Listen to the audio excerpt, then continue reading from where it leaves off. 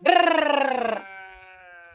नमस्कार दोस्तों, देखिए हम आ गए हैं भेड़ चराने। दोस्तों घर पे कोई नहीं था, इसलिए हम भेड़ लेकर खुद ही आए हैं।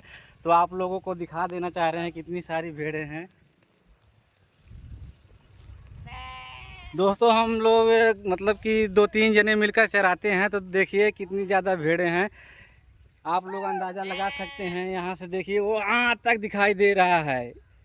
एक भेड़ लगभग बहुत महंगी जाती है, देखिए कितना पैसा है। तो दोस्तों आप लोग वीडियो में बने रहिए।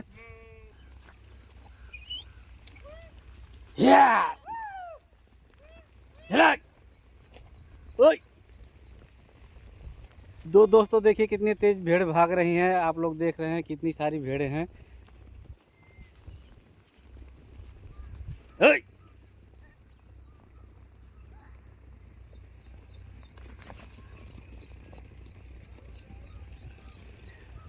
तो फाइनली दोस्तों आप लोगों ने देख लिया, ये भेड़ हम चरा रहे हैं इतनी कड़क धूप में। तो वीडियो में लास्ट तक बने रहिए दोस्तों।